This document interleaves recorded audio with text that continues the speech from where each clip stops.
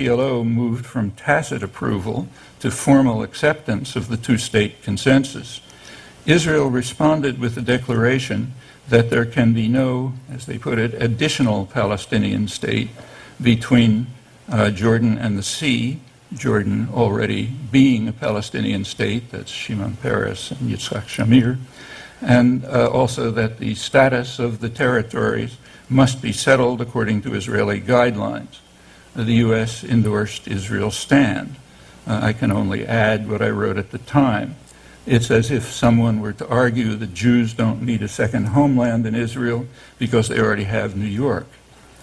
In May 1997, for the first time, Peres's Labor Party agreed not to rule out the establishment of a Palestinian state with limited sovereignty in areas excluding major Jewish settlement blocks, that is, the 3 cantons that were being constructed with U.S. support.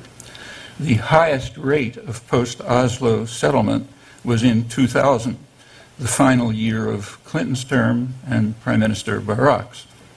Maps of the U.S.-Israel proposals at Camp David show a salient east of Jerusalem bisecting the West Bank and a northern salient virtually dividing the northern from the central canton. I have the maps if you want them. The current map considerably extends these salients and the isolation of East Jerusalem. My maps are from the leading Israeli scholars, Ron Pundak, the director of the Shimon Peres Center. The crucial issue at Camp David was territorial, not the refugee issue, for which Arafat agreed to a pragmatic solution, as Pundak, the leading scholar, reveals. No Palestinian could accept the cantonization, including the U.S. favorite, Mahmoud Abbas. Clinton, we don't have to debate it, because Clinton recognized that Palestinian objections had validity, and in December 2000 proposed his parameters, which went some way toward satisfying Palestinian rights. In Clinton's words, Barak and Arafat had both accepted these parameters as the basis for further efforts. Both have expressed some reservations. The reservations were addressed at a high-level meeting in Taba, which made considerable progress and might have led to a settlement, but Israel called them off.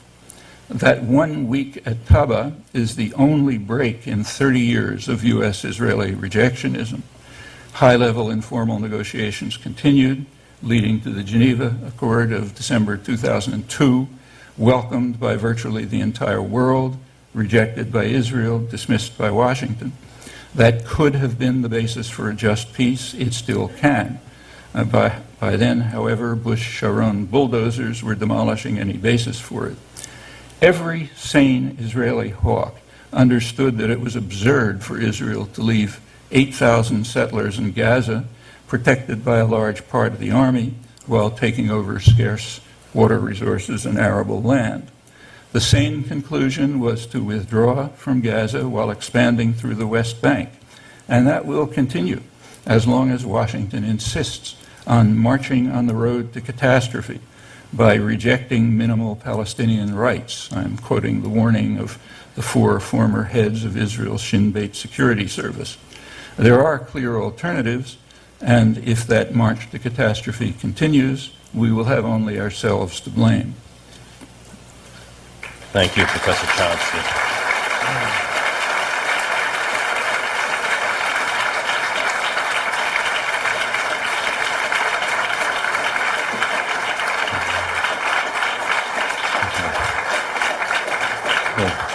In the spirit of discussion of this forum, we are now going to open the floor to your questions. So there are 4 microphones.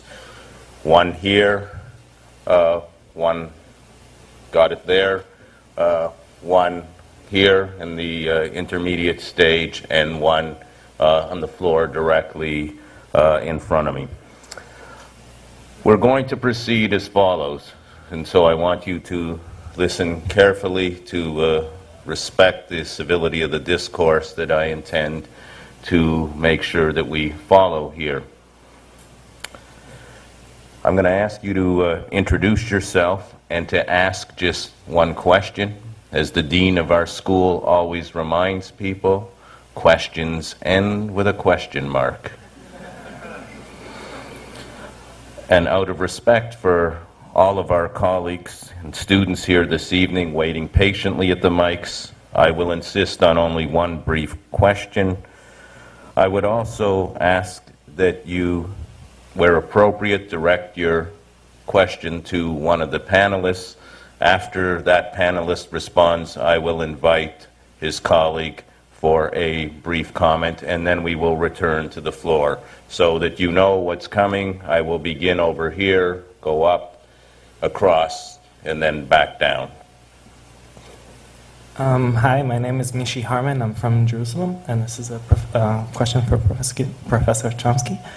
I wanted to know if you think that it actually is relevant to dwell upon forming a shared narrative of both sides in going forth towards any solution of peace between us. Is it important for us to actually agree what 48 represents for one side and what 48 represents for the other in order to live together in peace in the future? Yes, I think it's very relevant to understand history if you want to understand the present. Professor Dershowitz, I agree, and I think the history has to be objectively verifiable, and it doesn't become true because Professor Chomsky says it's true. There was a two-state solution proposed by the United Nations.